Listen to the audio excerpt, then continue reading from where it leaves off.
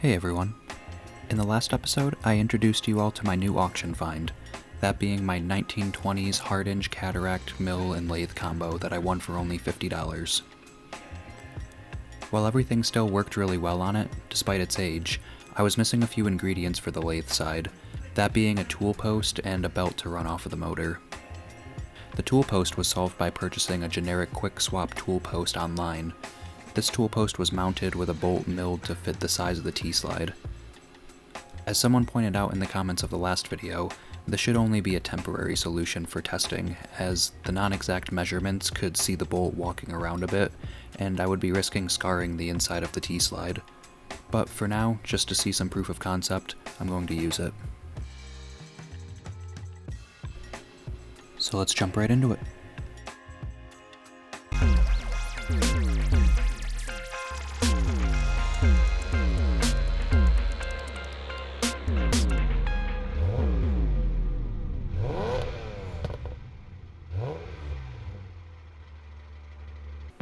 So, this brings us to the first problem of the video, the missing belt. I had alluded to it in the last video and partially demonstrated how to remove the pulley, so I won't be going over that again. I've replaced the old worn leather belt with a rubber serpentine belt. This belt was originally made to fit the first generation Kia Optimas, but it also just happened to be almost the perfect size and shape to fit my pulley system. It's a little thinner than I would have liked, but the extra rubber grip should more than make up for the missing surface area. Just to show what the old leather belt looked like, here's a shot of the original belt on the mill side. You can see, though it's a very sturdy construction, this old belt is showing its age and the dry rot is starting to set in. I'm hoping with a little exercise, it can be saved for just a little bit while I search out a suitable replacement for it. It's unfortunately a little bit bigger of a circumference than the lathe's belt. With that, it's time to get on to the first test. Please forgive my amateur machining skills, and please feel free to make a list of all my wrongdoings in the comments. I'm here to learn after all, and I do hope to attract some experienced machinists with my vintage project here. The collet is inserted with the piece of steel to be turned inside of it. Spinning the hand wheel on the other side catches the threads and pulls it in, effectively tightening the grip around the steel piece.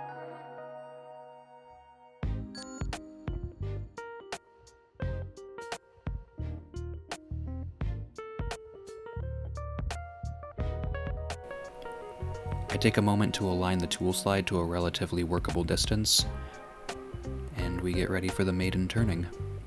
Or at least the maiden turning in my own ownership.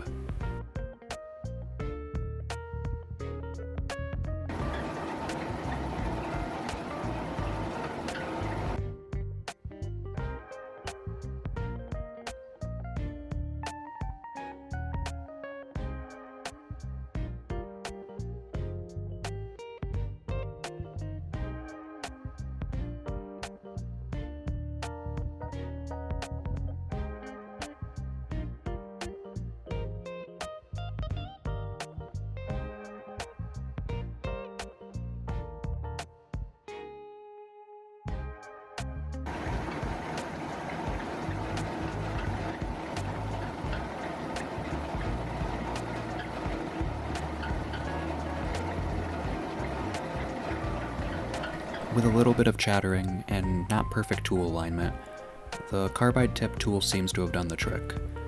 If I could change something about what I did here, it would have been to bring the piece that I was turning a little bit further into the collet to reduce the amount of wiggle room it had while spinning for a more consistent cut. But for my first time ever using any kind of lathe and using questionable YouTube videos as a guide, I'll take it.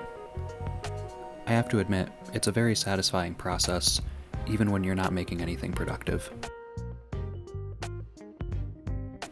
Next, I wanted to just show off the functionality of my mill, since I did use it for the last video, but I didn't actually capture any of it on camera, since I was a bit excited about the project at hand. This uses the same collet system as the lathe, except this side holds the tool instead of the material you're modifying. And yes, I know, just like the lathe, I should have definitely brought the tool into the collet more, but at least I noticed. And I will be correcting this in the future.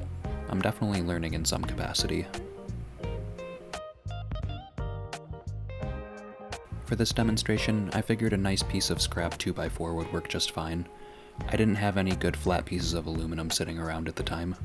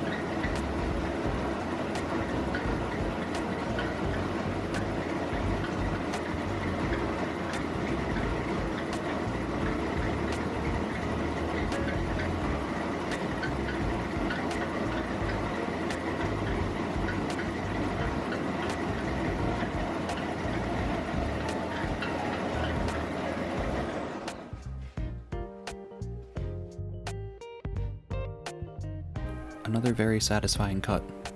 Though I notice at the bottom of the cut, it has a lot more splintering to it. I'm not sure if that has something to do with my angle of attack or technique. I wouldn't expect a similar result with metal, but does anyone have any input on this result? I'm curious as to why it only happened there.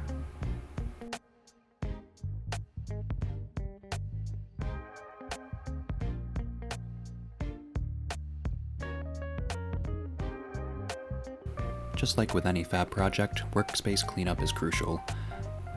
Luckily at another auction, for $5, I picked up a dedicated shop vac just for this machine to make sure it never leaves its side in the shop and it's always available.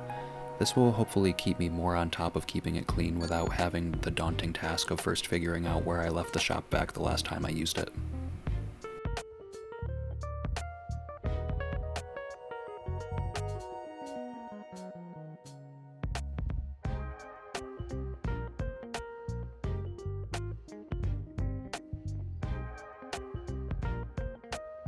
Moving into the future on this project, I do plan on doing a bit more of a restoration on this tool. Mostly I wanted to just take care of the exterior a bit and replace the century-old chipping paint that's on it. Only in the non-functional areas to make sure that I keep it far away from any important parts that are doing the real work. I was considering a simple Rust-Oleum flat black coat. It'll look cool in the shop and protect it from any more potential rust. I also plan on doing the tan parts of the workbench to match it. Let me know what you think about that plan in the comments below.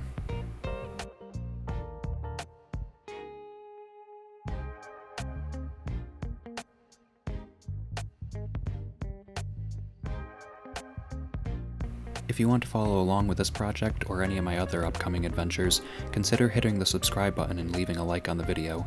It helps you stay in the loop with my new uploads, and it makes me look like I know what I'm doing if you're here with me. As always, I'm looking forward to giving the next update, and I'll see you all next time.